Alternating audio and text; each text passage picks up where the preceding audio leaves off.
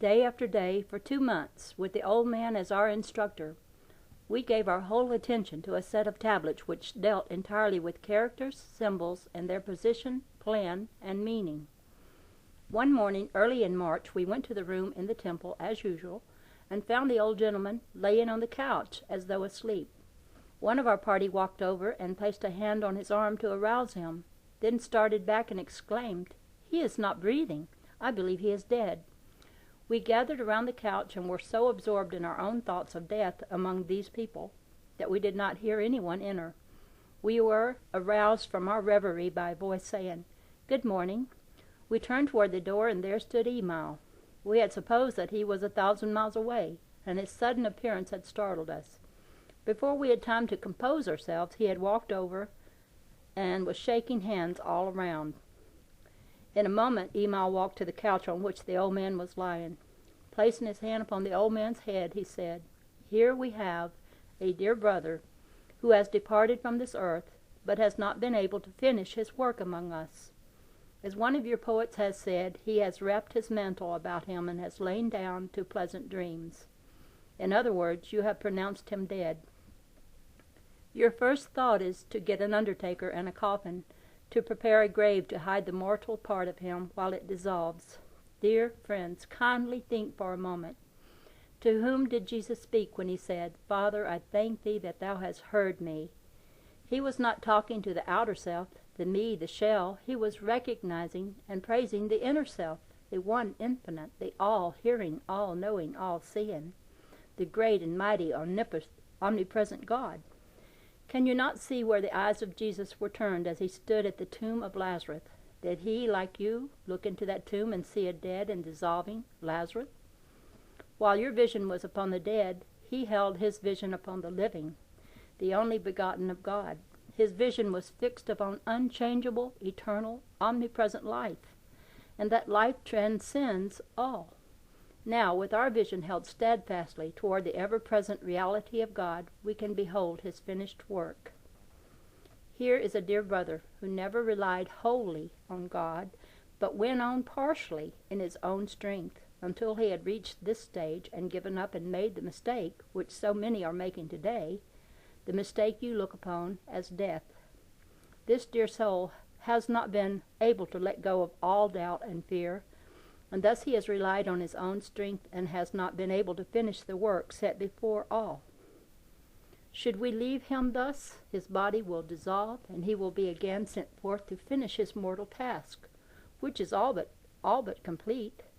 In fact, so nearly complete is it that we can help him to finish, and we feel this to be a great privilege. You ask if he can again be awakened to full consciousness. Yes, he can, and so can all others who have similarly passed. Though he has passed as you look upon it, we who have shared a part of his life with him can help, and he will be able to understand quickly, so that he may take his body with him. It is not necessary to leave the body to so-called death and dissolution, even after one has apparently made the great mistake." Here the speaker stopped and for a moment appeared to be lost in deep meditation. In a very short time, 4 of our friends from the village walked into the room. They gathered close together for a few moments as though in deep thought. Then 2 of them reached out their hands and motioned us to join them. We stepped up close, and 2 placed arms around 2 of our party, and we in turn placed our arms around each other until the circle was complete. The circle extended around the couch that the form of the departed was lying upon. As we stood there for a moment, without a word being spoken, the light in the room became brighter. We turned, and Jesus and Pilate were standing in the room together a few steps away. They came forward and joined us. There was another deep silence. Then Jesus stepped forward to the couch and, raising both hands, said, "Dear ones, will you just step through the veil of death with me for a moment? It is not forbidden ground as you think. If you will just step through as we have done, and view it from the other side, you will see that it is only what your thoughts have made it. There is life there, the same life that is here." He stood for a moment with outstretched hands. "Dear friend and brother, you are with us and we are with you, and we are all together with God." The sublime purity, peace, and harmony of God surrounds, embraces, and enriches all. This perfection now manifests so vividly to you, our dear one, that you may arise and be received unto your Father. Dear one, you see and know that it is not dust to dust, and ashes to ashes, but it is life, pure life, life everlasting. Your body need not be left to mortal dissolution. You now perceive the glory of the kingdom from which you came forth. You may now arise and go to your Father, and the shout goes up, all hail, the newborn one, the risen Lord, the Christ among men.